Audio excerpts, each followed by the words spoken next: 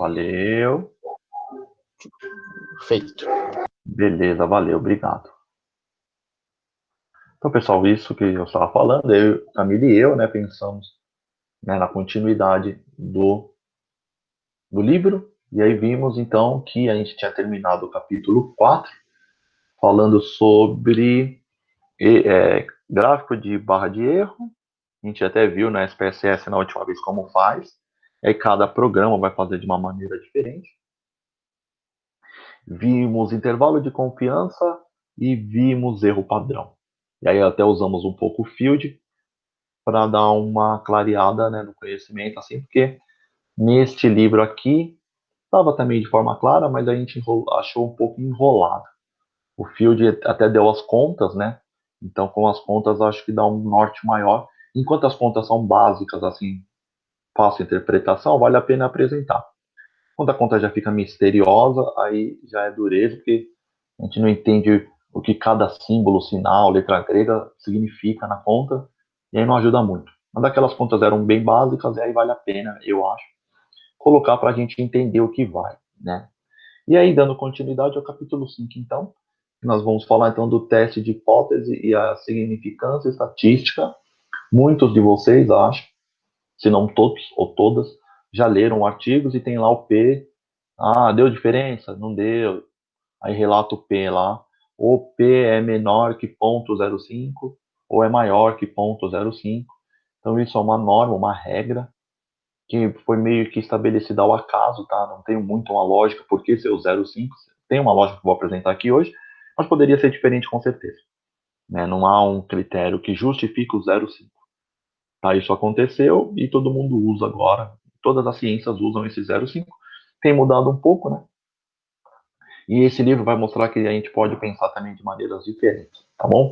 Até colocamos, na verdade, umas críticas que o capítulo faz, né? Quem leu viu que o próprio capítulo, os autores, eles apresentam um autor, um outro pesquisador, faz críticas a esse P05.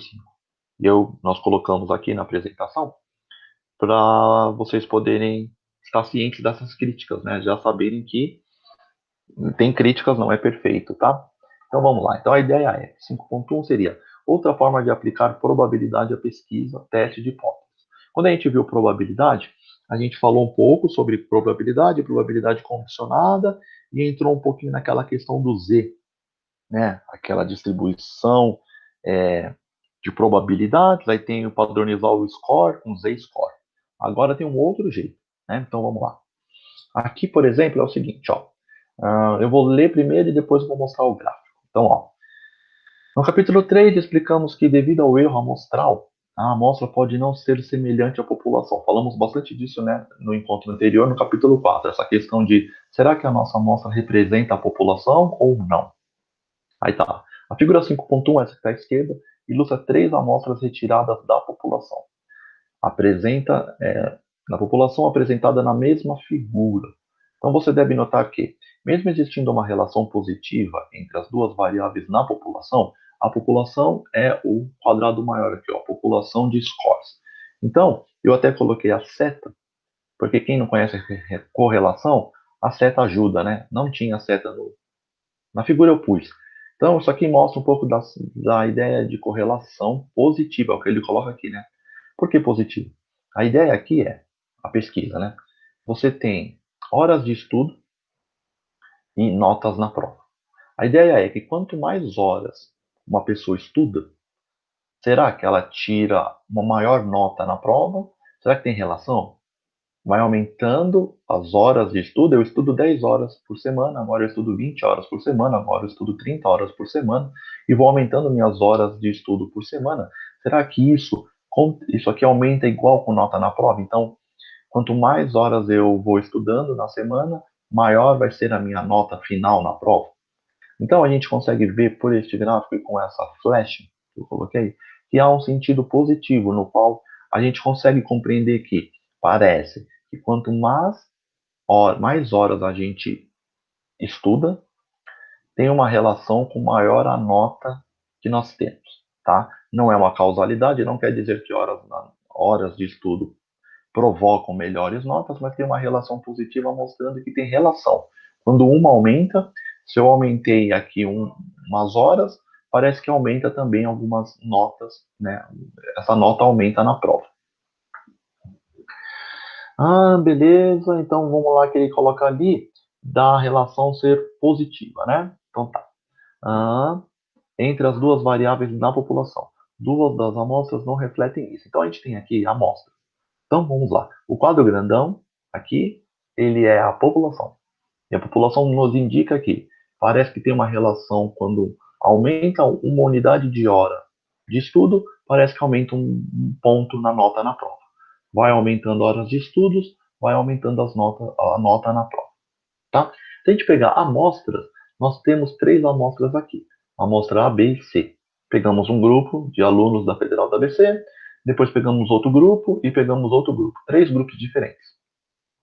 A gente vai identificar aqui que das três amostras, duas parecem não ter a ver com a população e parece que uma tem.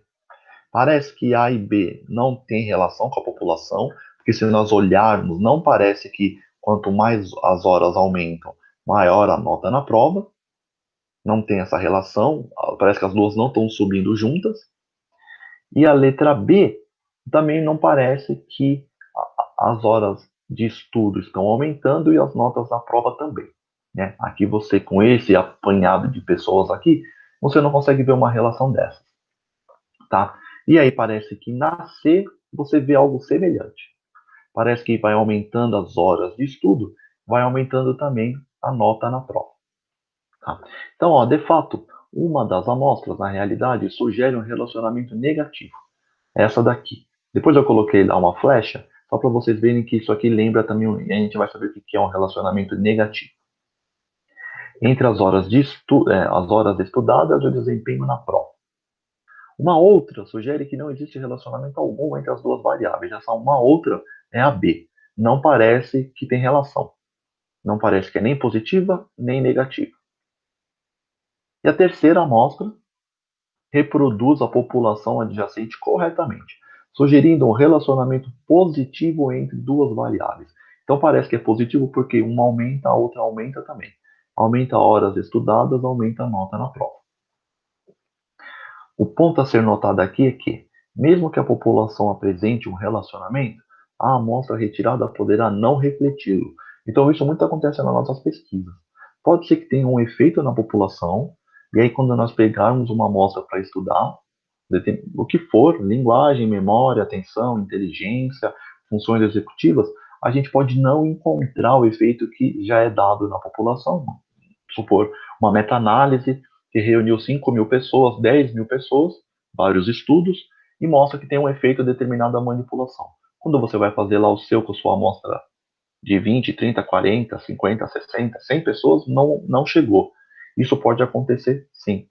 Normalmente, quando isso acontece, você precisa aumentar a sua amostra. Parece que aquele efeito acontece com um número grande de pessoas, não com um número pequeno. Não é um efeito sensível. Então, isso a gente sempre tem que refletir. Então, aqui, eu coloquei todos esses sinais para vocês entenderem. Então, ó, população escorça. Então, aqui as flechas, né? Então, aqui a flecha vai para a direita, aqui embaixo, indicando que está aumentando as horas estudadas. De 10 horas, de 0 horas foi para 10 horas, e aqui a unidade está sendo de 10 em 10. 10 horas para 20 horas, 20 horas para 30 horas e assim por diante. Vai aumentando o número, né, de horas a cada 10 horas. Aqui são notas na prova. Aqui está aumentando as notas de 20 em 20. Então a pessoa pode tirar 0, errar tudo na prova, né? Depois pode tirar 20, 40, 60, 80 e 100. O que eu fiz aqui é a mesma flecha e eu marquei aqui para vocês verem o que é uma relação positiva. Então pegamos aqui uma pessoa que está mais ou menos entre 10 e 20. Se nós pegarmos ela e fizermos uma relação do eixo X, que é horas estudadas, com o eixo Y, que é notas na prova, a gente vê que tem uma relação aqui que parece que uma pessoa que estuda entre 10 e 20 horas tem mais ou menos, acerta aqui, essa pessoa, por exemplo, acerta 20 pontos na prova. Tá? Então, a ideia é que cada quadradinho aqui é uma pessoa.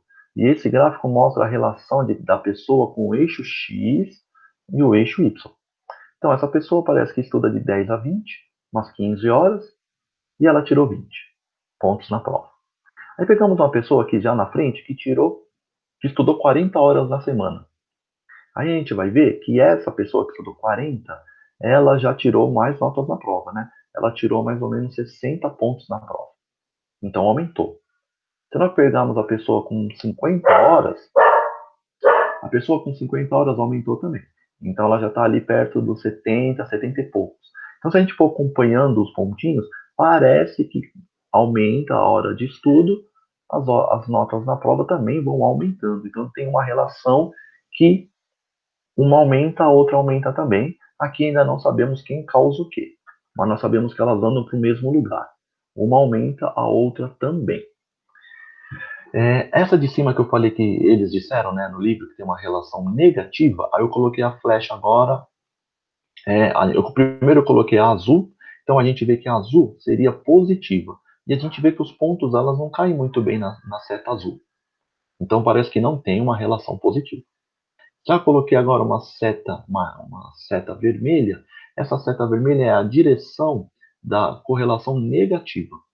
E parece que ela se encaixa bem aos dados, né? Então, como assim? A ideia da relação negativa é aumenta em uma variável e diminui na outra. Então, exemplo. Vamos pegar aqui, ó. A pessoa que estudou aqui um pouco depois de 20 horas. Essa pessoa que estudou um pouco depois de 20 horas, 21, 22 horas por semana, ela teve uma pontuação ali perto de 40, né? 36, 35, 38, sei lá, aqui, né? Aí a gente pega uma pessoa que estudou mais horas, por exemplo, essa aqui já estudou 30 horas e a pontuação dela foi menor. A prova foi 20 pontos. Então a ideia aqui foi aumentando o número da variável que está no eixo X e foi diminuindo, né, o número, a pontuação na prova ou o número no eixo Y. Então as setas aqui ajudam. Ó. A seta da esquerda para a direita no eixo X quer dizer que está aumentando e a seta no eixo Y está dizendo que está diminuindo. E essa é a relação negativa. Uma aumenta e a outra diminui. Tá? Então, positiva, as duas aumentam para o mesmo lado, aumenta uma unidade no X, aumenta uma unidade no Y. Na negativa, aumenta uma unidade no X, diminui uma unidade no Y. Essa é uma relação negativa. A B, eles falaram lá que não tinha relação, então eu tracei aqui a flecha e a gente vê que não tem relação mesmo. Ó. A gente vê que pessoas com 50, que estudaram 50 horas, e pessoas que estudaram 50 horas e tiraram ali mais ou menos 40, e outras pessoas que estudaram perto de 50 horas e tiraram mais, né? Tiraram 60 e pouco pontos na prova. Então parece que não tem uma relação. Você não consegue ver se uma aumenta, a outra aumenta, ou se uma aumenta e a outra diminui. E aí parece que a amostra de baixa, que é a C, ela tem uma relação igual à população. Porque parece que quanto mais horas de uma unidade de estudo aqui, ou 10 horas de estudo a mais, que se aumenta a cada ponto, parece que há um aumento na nota da prova também. Então aqui mostra, ó, de 20, aqui mais ou menos, vamos supor 28. 28 horas estudadas na semana, a pessoa teve ali uma pontuação na prova de 40, teve uma relação. Uma pessoa já que estudou perto de 50 horas na semana, 49, conseguiu obter entre 60 e 80 pontos a nota na prova. Então parece que elas estão aumentando juntos, né? Quanto parece que a nota na prova acompanha as horas de estudo, tá? Então esses três gráficos aqui são amostras que nós retiramos três grupos de alunos da Federal da ABC e essa é a população, né, que foi estudada, vamos supor que foram todos os alunos da Federal da ABC. Então vamos lá. Agora é uma outra figura, é a 5.2. Neste exemplo, não existe relacionamento entre o número de horas de estudo e nota na prova na população. Então, vamos supor que agora a gente pegou uma outra população, alunos de outra universidade, e agora aqui a gente não vê relação alguma. Então vocês podem traçar, eu tracei as setas, tanto a de relação positiva, que é a azul, e a relação negativa, que é a vermelha, e a gente não consegue observar nenhuma relação. Não parece que quanto horas estudadas aumenta, aumenta também nota na prova, E também não parece que horas estudadas aumenta, você tem uma diminuição das notas da prova. A gente não está vendo isso, né? Está bem espalhado. Quando a gente vê um gráfico bem espalhado assim, digamos, a gente chega a dizer que não existe uma relação. Nota na prova e horas estudadas não tem relação, tá? Lembrando que a gente sempre está vendo relação e não causação. Então, falando isso para nós, ó. Então ali, tá. Novamente, apresentamos 3 amostras retiradas dessa população. Né? Uma vez mais, somente uma das amostras reflete acuradamente a população. Então, se a gente olhar aqui, essas 3, a que tem a cara da população é a letra B. Porque, de novo, aqui você não vê. Eu coloquei as setas ali na próxima, aí a gente vai ver melhor. Mas aqui a gente não vê relação nenhuma, como a gente não está vendo na população. Na letra A, se a gente lembrar, aparece aquela negativa, certo?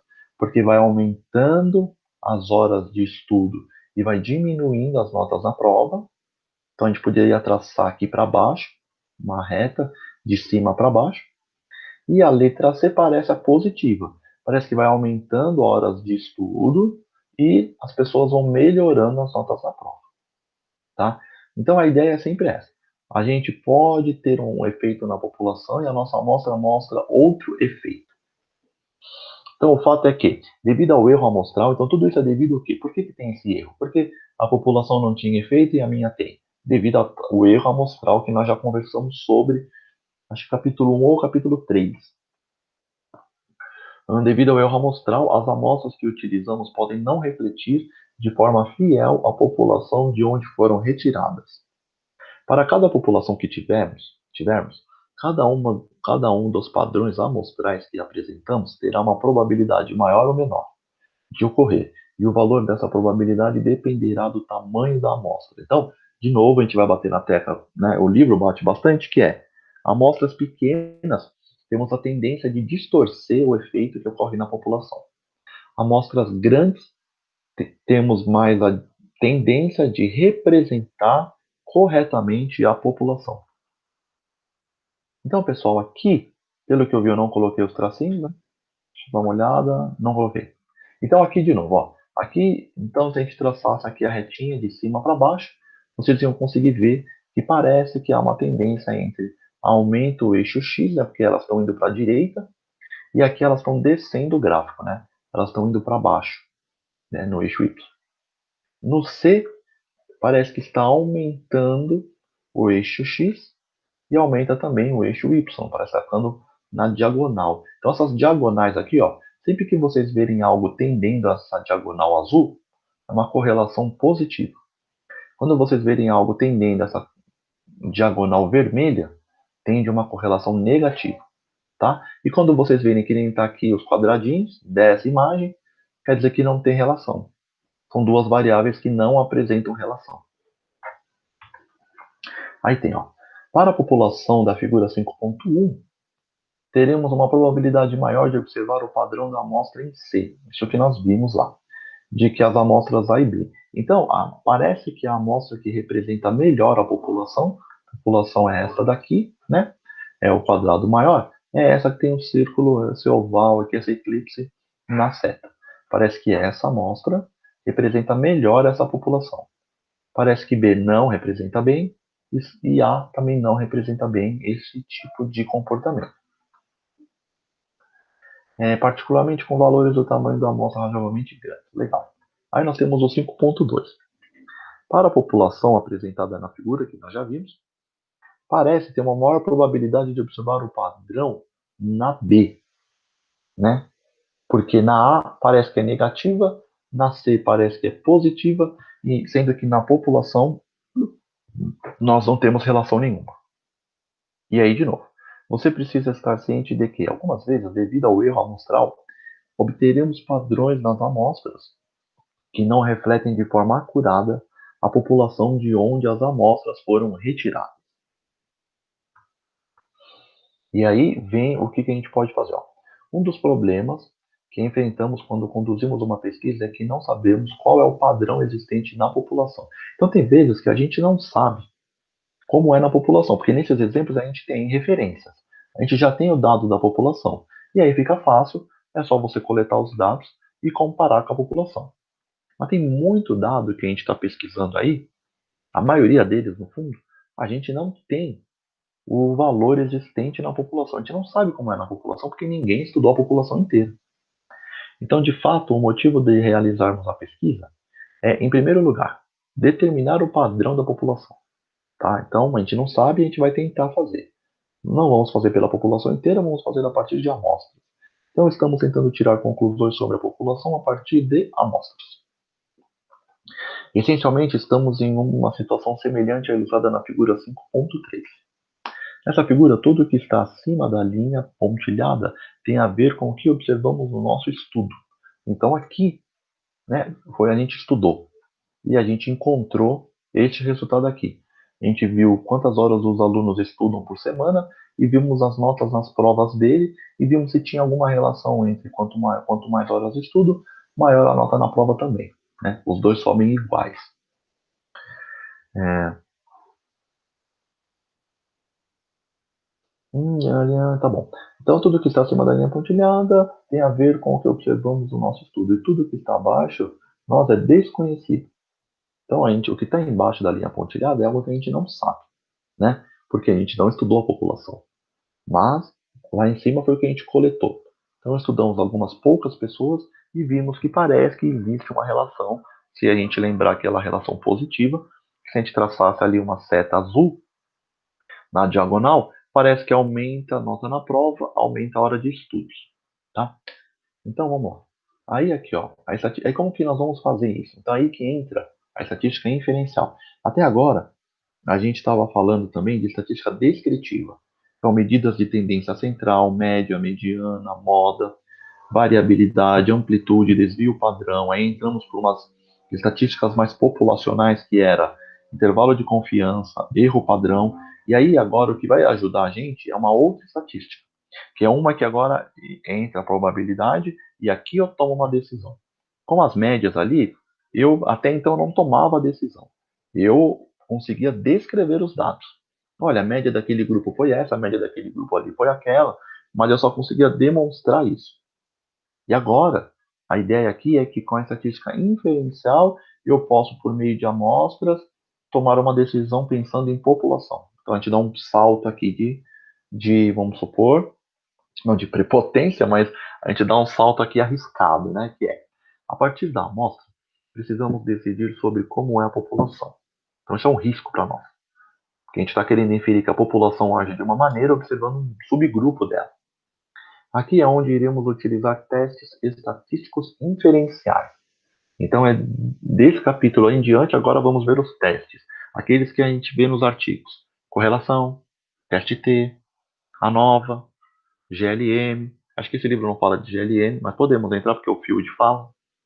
O que é análise fatorial, regressão linear. Então, agora começam testes de diferentes formatos, diferentes contas por trás, para poder fazer, a partir de uma amostra, falar algo a respeito da população. Efetivamente, o que faremos é observar o padrão dos valores da amostra e verificar qual é o mais provável para a população que forneceu esta amostra. Tá? As amostras não necessariamente refletem de forma acurada a população de onde foram retiradas, por conta do erro amostral. Então, nem sempre aquela amostra representa a população. Tá? É que nem você pegar numa sala de aula, aqueles que tiram só, lá na Federal da ABC, não é nota, é conceito. Então, aqueles que só tiram conceito A. E aí, fazer um estudo com eles, você não vai poder generalizar o que você conseguiu com eles, falar que então aquela sala da Federal da ABC, do curso de graduação de neurociência, se comporta daquela maneira. Porque você está pegando uma amostra daquelas que só tiram conceito A. Então, é uma amostra, é um subgrupo, mas não representa bem e não representa de forma acurada a população de alunos daquela sala. Assim, precisamos de algum meio para avaliar a probabilidade de que a amostra que selecionamos seja um retrato fiel da população. Então, gente, todas as nossas pesquisas é essa última frase que a gente mais faz. A gente pega uma amostra, um subgrupo da população, né? Estudamos, fazemos lá nossas intervenções, aí a gente estuda um efeito de algo, a passagem do tempo, ao efeito da idade. E aí o que a gente quer fazer é, tá, isso que eu peguei aqui, retrata fielmente a população ou não? É um grupo que nem os caras que só tiram A. Não posso falar que esses caras que tiram A representam toda aquela sala. Então, aí que vai entrar agora uma jogada que é o famoso P, né? Todo mundo já ouviu com certeza um artigo que apresenta o P, que o P é de probabilidade. Então, vamos lá. Os testes estatísticos nos servirão de auxílio nesta decisão, mas isso ocorre de uma forma não de todo intuitiva. Então, o que um teste estatístico faz é determinar uma probabilidade, denominada valor P. Então, ó, isso pode até cair em prova, né, de entrada, não sei se vai cair em prova de estatística, mas pode cair na prova de ingresso, por exemplo. O que um teste estatístico faz? Então, vocês podem até citar Dance e Reed de 2013, não sei a página, mas pode citar lá 2013, que é, segundo esses autores, o que o teste estatístico faz é determinar uma probabilidade denominada valor P, que P é de probabilidade, tá? Esse valor nos informa sobre a maior ou menor possibilidade de obtermos o nosso resultado devido ao erro amostral. Se de fato não existe relacionamento entre as variáveis na população. Então o que a gente tem que frisar aqui, gente, é o seguinte: esse valor P, ele não indica para nós o quão poderoso é o nosso efeito, quão forte é a minha intervenção, quanto certo eu estou. Não tem nada a ver com isso. O valor P, ele só está querendo avaliar é se de fato o quanto forte é o erro amostral. Quanto forte você está errado. É isso que ele quer te dizer, tá? Que é diferente. O quanto você está errado não quer dizer que o resto é que você está certo. Não é isso. A ideia aqui, ele só quer saber, e ele vai te informar quanto erro tem na sua pesquisa, quão forte é o erro na sua pesquisa, tá? Então é isso que ele vai te informar. Por isso que muitas pessoas criticam ele, porque eu não sei se a minha intervenção foi forte, porque eu não avalio a minha intervenção no fundo. Eu só avalio se o meu erro amostral foi grande ou pequeno. Então é isso que a gente tem que sacar. Quando a gente vê um P pequenininho, não quer dizer que, nossa, o efeito existe. Ali quer dizer, nós vamos andar para frente, vocês vão ver o que isso significa, mas só para frisar mesmo. Então, o P não significa poder da intervenção, poder do estudo, nada disso. O P só significa quanto erro tem lá. E sempre vai ter erro. A gente vai saber, uns vão ter muitos, outros vão ter poucos. Tá? Beleza? Então, devido ao erro amostral. Se de fato não existe relacionamento entre as variáveis na população, você deve notar que essa probabilidade é de fato condicionada. Por quê? É a probabilidade de obtermos a amostra se não existir relacionamento entre as variáveis na população. Então, de novo, esse P sempre vai estar querendo saber do não efeito, do não existir relação, do, de tudo relacionado, tá, ao não da sua pesquisa. Que a gente vai ter um nome isso daí, tem um nome essa hipótese. Mas na verdade, então é isso. O P ele vai estar relacionado com aquilo que não deu certo. É isso que o P está valendo. Não quanto quão forte é o seu poder, não é isso. Então, por exemplo, o valor P é a probabilidade de obter P vem de probabilidade de obter o padrão de resultados que encontramos no nosso estudo, se não havia relacionamento entre as variáveis de interesse na população. Então vocês podem ver que nessas frases todas, eles frisam o se não. Se não. Então o P está relacionado a esse se não. E não em nenhum momento apareceu se sim, se eu estou certo, se a minha intervenção deu certo. Não é isso que o P serve. O P sempre vai servir para o se não. Se não der certo, qual a probabilidade de não dar certo? Se for muito grande, você fala, né? Se for grande, você fala, então aí está ruim. Se for pequeno, você fala, tem erro, mas é um erro pequeno. E aí nós vamos assumir uns erros aqui. Então vamos lá. O teste de hipóteses é visto muitas vezes como uma competição entre duas hipóteses. Então sempre que vocês forem fazer um projeto, quem for fazer projeto, quem já fez já sabe, né? Mas quem for fazer, vai ter que partir de duas hipóteses. Uma a gente chama de hipótese de pesquisa ou alternativa, pode ter outro nome, tá? E a outra que a gente vai competir com ela é a hipótese nula. Então toda pesquisa tem essas duas hipóteses. Qual que é a de pesquisa? Que existe relação, por exemplo, no exemplo do livro, entre horas estudadas e nota na prova. A ideia do pesquisador a minha hipótese é que existe uma relação aí. Quando uma aumenta, a outra aumenta também. Tá? Então, isso é uma hipótese alternativa ou hipótese de pesquisa. E nós vamos sempre desafiá-la, ou compará-la, ou competir essa hipótese com uma outra, e ela sempre vai ser chamada de hipótese nula, tá? Que é de que não existe relacionamento entre as duas variáveis. Então, a hipótese nula sempre vem com a ideia do não vai ter efeito, não vai ter relação, não vai acontecer nada. Nós vamos sempre competir ela com a outra. No fundo, a gente sempre quer que dê a outra, porque a nula não nos interessa. A nula é falar assim: ah, você vai testar, vamos supor.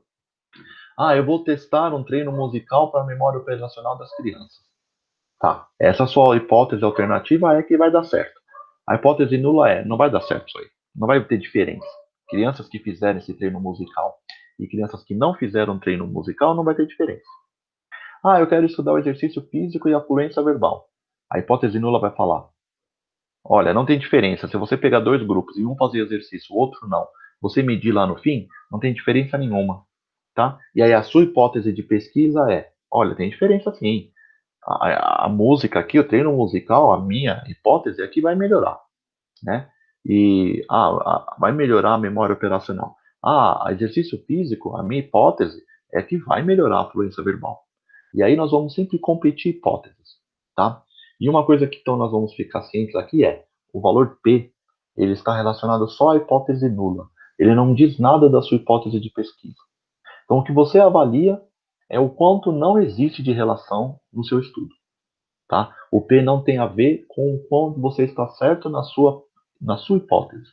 O treino musical vai melhorar a memória operacional e o exercício físico vai melhorar a fluência verbal. O P não está te avaliando, ele não está te trazendo esse valor. O P está trazendo só sobre a hipótese nula, tá? Quando aquelas relações não existem, aquele efeito não existe, tá? Então aqui, ó, o teste estatístico que utilizamos nos dirá qual é a probabilidade de que observamos no nosso padrão de dados se a hipótese nula for verdadeira. Então, ó, o valor P tem a ver com a hipótese nula, se ela é verdadeira ou não. Então a gente sempre vai falar assim: a hipótese nula é verdadeira ou não? O que é isso? Se a gente dizer que a hipótese nula é verdadeira, quer dizer que de fato as coisas não têm efeito, não têm relação, né? Ela ganhou. Nessa competição, a hipótese nula ganhou. Se nós não assumirmos, eu não assumo a hipótese nula. Quando eu não assumo a hipótese nula, quer dizer que eu posso descartar a hipótese nula. Tá? Eu descarto e aí a que sobra é a que eu vou votar. Qual é a hipótese alternativa? Então tem essa questão, é um jargão, né, entre pesquisadores estatísticos que é entre eu assumo a hipótese nula ou eu descarto a hipótese nula. Quando você assume, quer dizer que não teve efeito nenhum. Porque você tentou estudar, não teve diferença. Então você quis comparar grupos. Se você assume a hipótese nula, não teve diferença. Os grupos, um usou, vamos supor, eu dei um treino de leitura para um grupo, outro grupo fez a rotina normal escolar, e eu queria ver se esse treino de leitura melhoraria a consciência fonológica. Comparei dois grupos, né? Um continuou com a rotina normal, o outro acrescentou na rotina normal um treino de leitura. Comparei pré e pós e vejo, depois eu analiso e comparo os dois grupos. Se eu vejo que não tem efeito, não melhorou nada as crianças que fizeram treino de leitura em consciência fonológica, eu preciso dizer assim, eu assumo a hipótese nula. Não teve diferença nenhuma. Se teve diferença, eu não assumo a hipótese nula, porque eu não posso assumir que não existe efeito porque eu encontrei o efeito. Né? Parece que o efeito ali parece que é grande, ou é pequeno, mas existe o efeito sim. Então eu não assumo a hipótese nula. Tá? Então essa jogada semântica a gente vai usar também. Assumo a hipótese nula ou não assumo. O teste estatístico utilizamos dirá, né? Aí eu coloquei, não diz nada sobre a hipótese de pesquisa alternativa. Então você não sabe o poder. Né? Aí são outras estatísticas que vão te trazer o poder, mas não esse P. O P ele só quer saber sobre a hipótese nula. Ele não quer saber da hipótese alternativa, tá? Então vamos lá. Aqui voltando àquela figura que a gente tinha a nossa amostra e a gente não sabia da população, certo? Aí tá.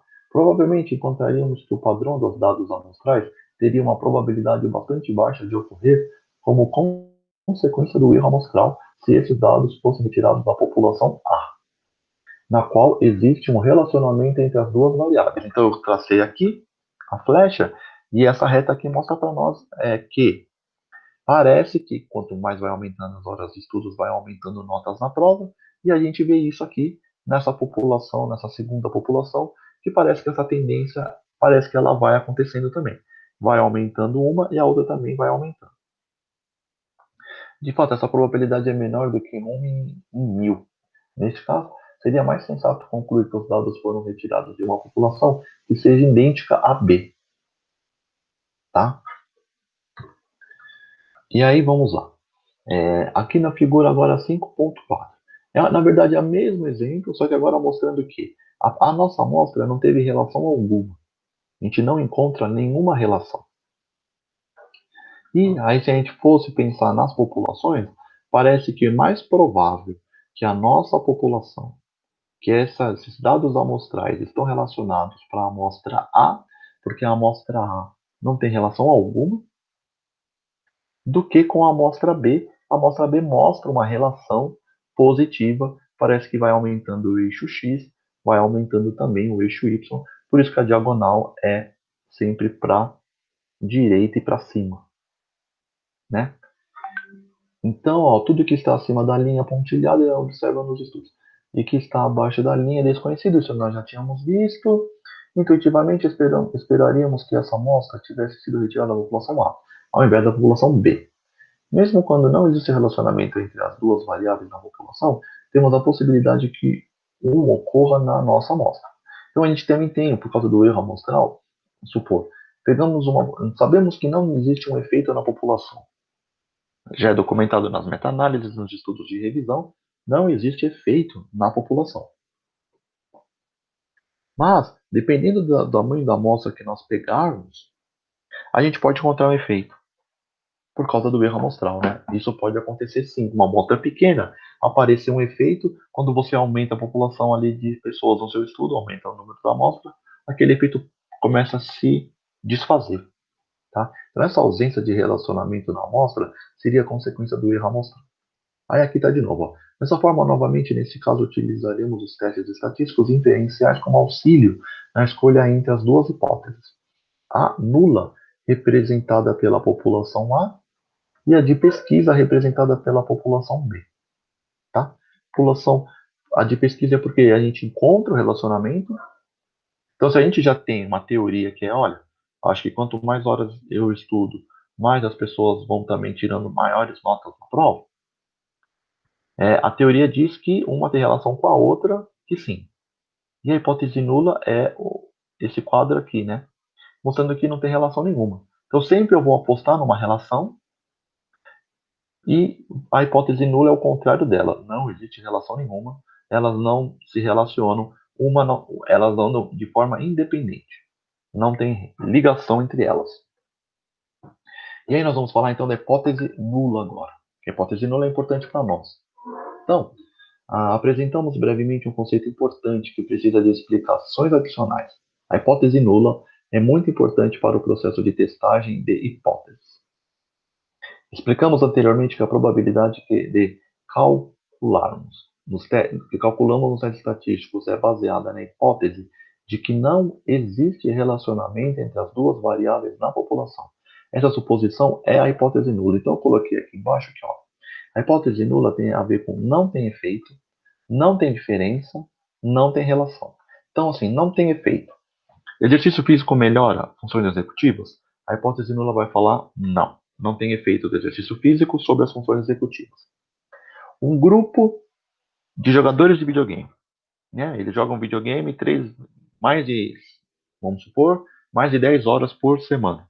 Contra um grupo que não joga nada de videogame, será que tem diferença em testes de atenção? Quem joga videogame mais de 10 horas por semana com quem não joga nada? A hipótese nula vai falar não tem diferença esses grupos, eles têm os níveis de atenção iguais. Será que horas de estudo e notas na prova têm uma relação? Será que quanto mais vai se estudando, maior a nota na prova? A hipótese nula é não tem diferença, não tem relação. Então, a hipótese nula sempre vai jogar para o negativo, para aquilo que não tem efeito, não tem diferença, não tem relação. Se a hipótese de pesquisa, às vezes denominada como hipótese experimental ou alternativa, são os nomes que a gente encontra, eu aprendi muito como hipótese alternativa, mas podem colocar hipótese de pesquisa ou experimental. Declara que haverá relacionamento entre as duas variáveis, então a hipótese nula que não, então como aí declara que haverá relacionamento entre as duas variáveis, então a hipótese nula afirma que não existe relacionamento entre as duas variáveis. Por isso que é uma competição. Então você pensa assim, o que eu quero estudar? Quero estudar se o treino musical ajuda as crianças com provas de linguagem e memória operacional. Legal. Isso é a sua pesquisa, é a sua hipótese experimental. E você sempre já vai competir ela com a nula, que é não tem nada, não muda nada. E aí vocês vão competir ali para ver quem ganha, né? É a nula ou é a sua, tá? E o teste estatístico vai mostrar isso para nós, quem ganhou, quem você vai poder assumir. Né? Você assume a hipótese nula ou você descarta a hipótese nula? E aqui, de forma semelhante, se você está interessado em comparar grupos, né, que eu estava falando, de pessoas, nos quais a hipótese de pesquisa declara que haverá uma diferença entre os dois grupos, a hipótese nula afirmará que não existe diferença entre os dois grupos. Então, ela sempre vai jogar no do contra. Né? No fundo, a gente sempre está contra ela. Ela está contra a gente está contra ela. Né? Isso pensando dessa maneira frequentíssima, usando esses testes. Um dia lá para frente, que quem sabe a gente pode ver, a estatística bayesiana, ela muda, não existe mais esse nula e alternativa, mas vai existir priori e a posteriori. Aquela que veio antes e a que vai vir depois. Né? Hipóteses que vieram antes, hipóteses que vieram depois.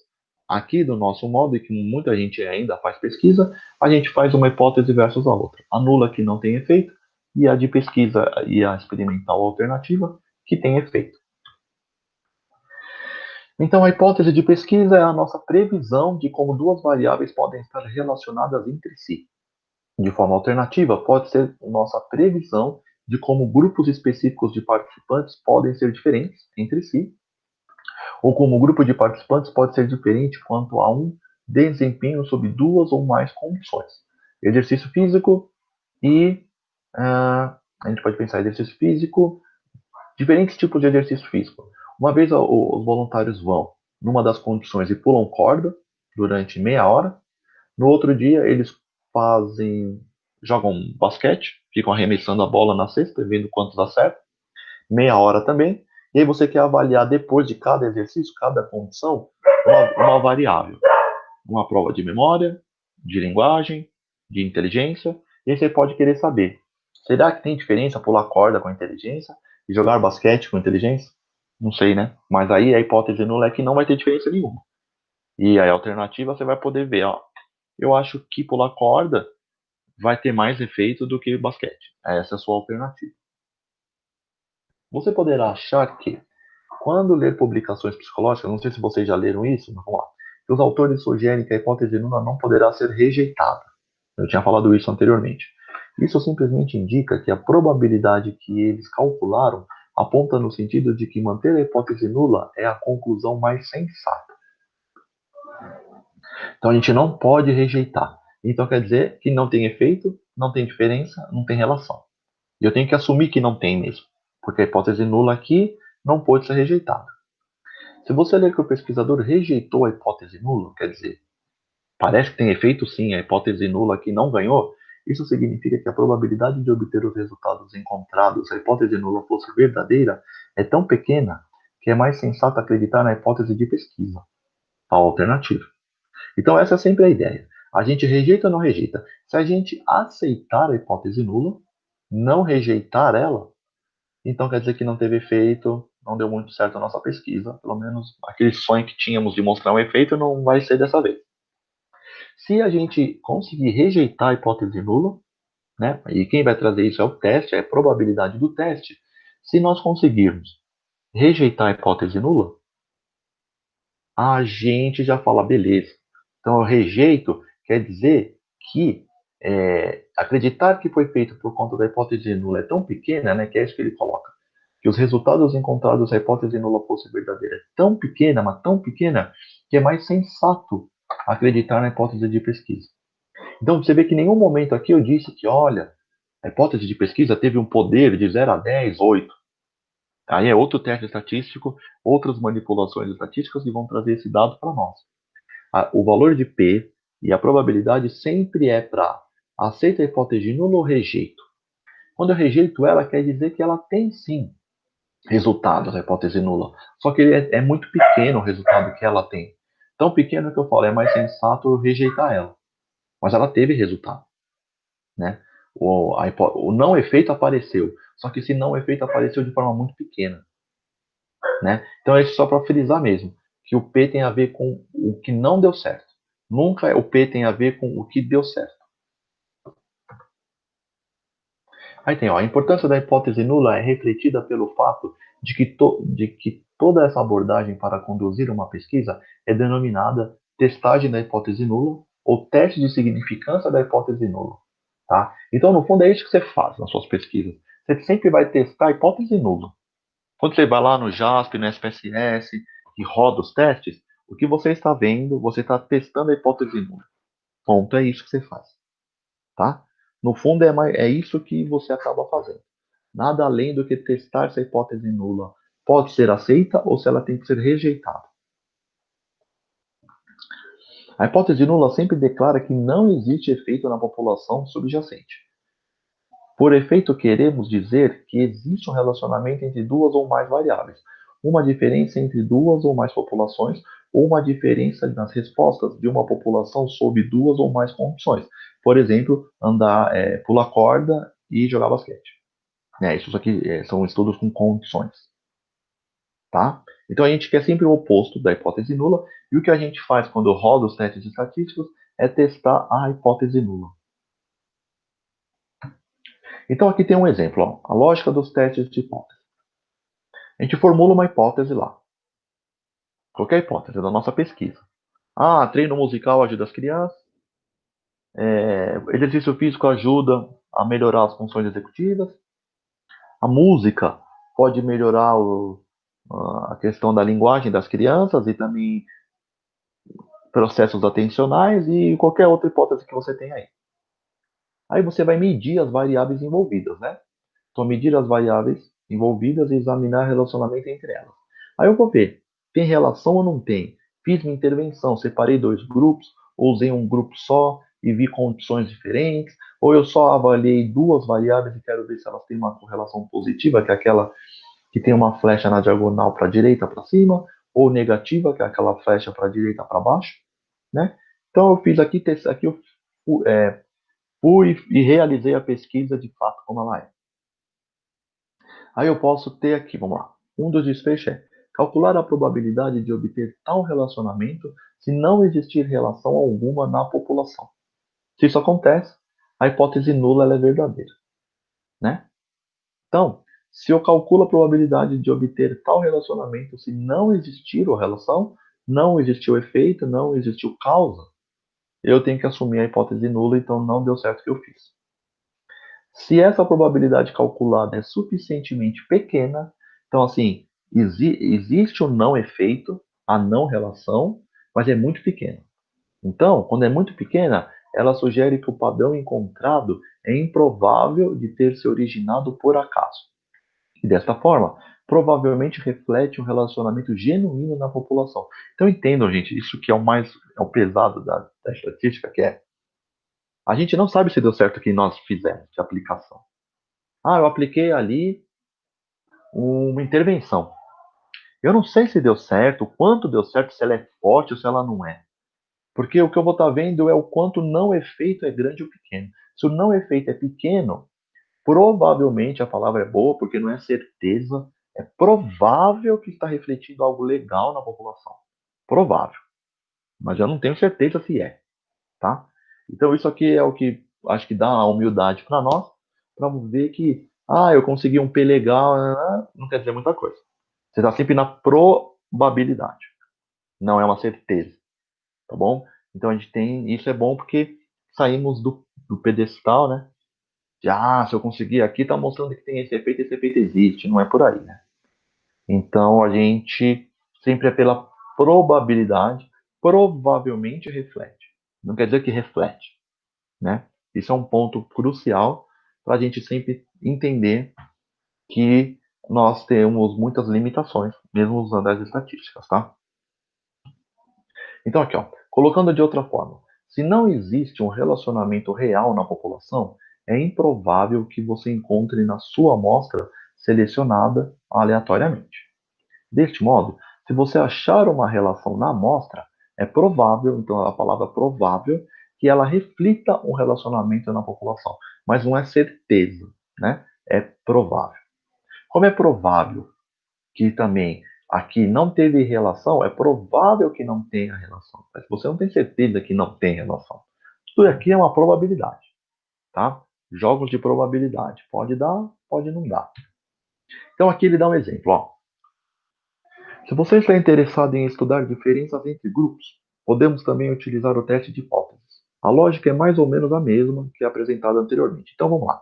Suponha que projetamos um ensaio, um estudo, em que oferecemos aos alunos duas formas de estudo estruturadas, que se elas são iguais, só que elas vão diferenciar a quantidade de horas, tá? Um grupo estuda 40 horas por semana, esse estudo estruturado, enquanto o outro grupo vai estudar vai estudar o mesmo método, só que com 10 horas. O que está essa aqui é a variável independente. A variável independente aqui é o tempo de estudo. Eu manipulei. Num eu dei 40 horas para estudar, o outro eu dei 10 horas para estudar. Então essa variação de horas eu manipulei é a minha variável independente. Aqui tá, 40 horas de estudo por semana. Esse é o grupo. Eu vou comparar ele versus 10 horas de estudo por semana. E aí eu tenho dois grupos, quero comparar se tem diferença ou não. Se aí, agora eu pergunto para vocês, a hipótese nula aqui, qual seria?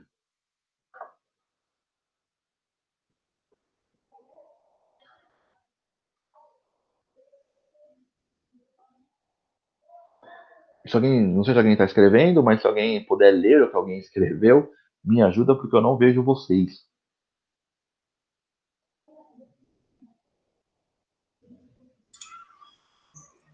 Até agora ninguém falou no chat.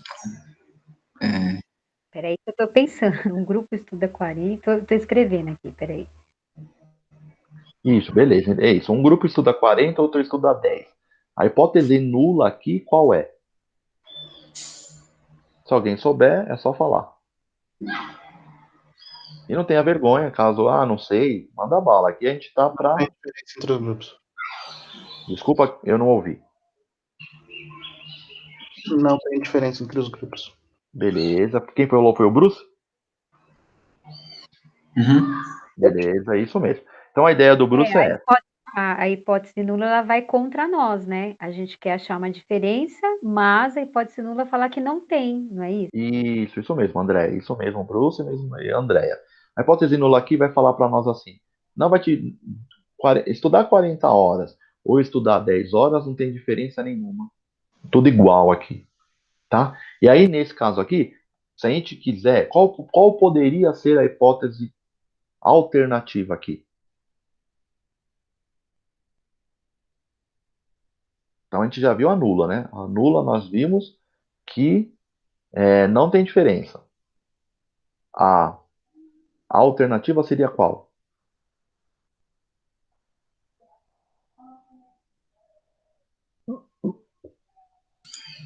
Tem diferença. E isso Peraí. tem diferença. Aí Diferença. depende, aí Aí pode, depende muito. Pode falar, Camilo. poderia ser duas, né? Então, poderia ser que 40 horas é mais vantajoso do que 10, ou que 10 é mais vantajoso do que 40. Isso que eu ia falar. Por isso que eu falei provável, porque depende da hora do estudo. O pesquisador pode pensar que muito mais horas de estudo é prejudicial. Então ele poderia querer testar que menos é melhor, menos é mais, né? Menos é Nessa mais. ideia. Né? Então, não existe uma hipótese alternativa certa e depende muito do pesquisador. Mas a ideia aqui mesmo é que a nula, a gente sabe que ela é igual. Quer dizer, não tem diferença. 40 horas e 10 horas, não tem diferença nenhuma. Aí a ideia é, ó, uma vez que os dados sejam coletados, podemos ver se existe diferença entre as notas médias dos dois grupos. Já trabalhamos com média, sabemos até calcular elas, né? Então pegamos as notas lá e podemos ver a diferença. do grupo que estudou 40 para o grupo que estudou 10 para o grupo que estudou 40. Se tal diferença existir, então precisamos determinar que a probabilidade de que ela seja devida unicamente ao erro amostral, isto é, a probabilidade de obtermos uma diferença do tamanho observado se a hipótese nula for verdadeira. Então, se a hipótese nula for uma probabilidade muito pequena, nós vamos ter que descartar a hipótese nula e provavelmente entender que parece que, se for nessa lógica do mais, parece que a gente vai ter que aceitar a hipótese de pesquisa, e é provável que pessoas que estudam mais horas tiram maiores notas, tá? Provável. Então, ó, se essa probabilidade é pequena, o valor de P é pequeno, faz sentido assumir que as diferenças foram devidas à manipulação da variável independente, nesse exemplo, horas de estudo, ao invés de unicamente pelo erro amostral. Então, esse P, ele vai sempre nos indicar, rejeitamos a hipótese nula ou não. E aí, existe um valor, né, que é o valor canônico que todo mundo usa, tá? Que nós vamos ver daqui a pouco. Essa aqui é uma atividade que tem lá, que é: observe esse trecho de um artigo publicado por Ingram e colaboradores em 2009. Portanto, o objetivo desse estudo foi determinar a eficácia da imersão na água fria e a imersão na água por contraste, esse IAC, que é imersão em água por contraste, quer dizer, ele vai repetir alternadamente crioterapia, água fria, e termoterapia, água quente. Então você vai ficar mudando de um para o outro. Como métodos de recuperação no período de 48 horas seguinte a um exercício de equipe esportiva. Foi feita a hipótese de que a água fria e o IAC seriam métodos superiores comparados à condição controle. Então, aqui a pergunta é, então, tente descobrir qual seria a hipótese nula nesse caso, né? Então, qual seria a hipótese nula aí nesse caso? Só lembrando, Wander, que 2 e 2 você falou que precisava sair, né? Isso, acho que eu vou só terminar essa, cara, e já tô saindo. Fechou. Só pra... Então, eu pergunto para vocês, gente, aqui vendo esse estudo que quer comparar esses dois tipos de imersão, né, para ver a recuperação do músculo numa equipe esportiva, a ideia é que, então, água fria e o IAC seriam métodos melhores, superiores à comparação à condição de controle. Isso foi a hipótese de pesquisa deles. Agora, a hipótese nula, nesse caso, qual é?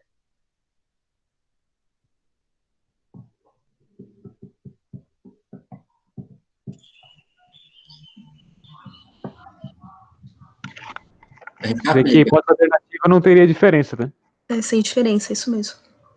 Isso mesmo. Então, a ideia é que a hipótese, na verdade, é assim, a hipótese alternativa é que tem diferença, tá? A hipótese nula é a que não tem diferença. Isso, que foi o que eles falaram, que basicamente quer dizer que a hipótese nula é que a imersão por contraste não tem efeito nenhum na recuperação de exercício da equipe esportiva. Isso mesmo, essa é a ideia, tá bom? Então, sempre, gente, quando vocês pensarem em hipótese nula, é entender assim, não tem efeito, não tem relação, não tem diferença, tá? E é isso que a gente sempre vai estar testando nos nossos testes que a gente vai ver. É a jogada, é saber quanto a gente assume da hipótese nula, o quanto a gente rejeita ela, mas nunca saberemos o poder da nossa intervenção, tá? O poder da nossa intervenção não é assim que a gente vai conseguir saber, é de uma outra forma, tá? Então, esse P só diz para nós o quanto do nosso não efeito, da nossa não relação ou da nossa não diferença é presente. É muito ou é pouco? Se for pouco, podemos rejeitá-la. Se for muito, não temos como rejeitá-la, as coisas não têm efeito, não tem diferença, não tem relação. Beleza, pessoal? Infelizmente, desculpa, eu adoraria continuar, porque esse assunto eu gosto, mas eu preciso sair, infelizmente, tá bom? Beleza. Valeu, Então, gente, pessoal. deixa eu só fechar aqui, calma aí, antes de parar a apresentação. Então, gente, muito obrigado aí pela participação de todos e de todas.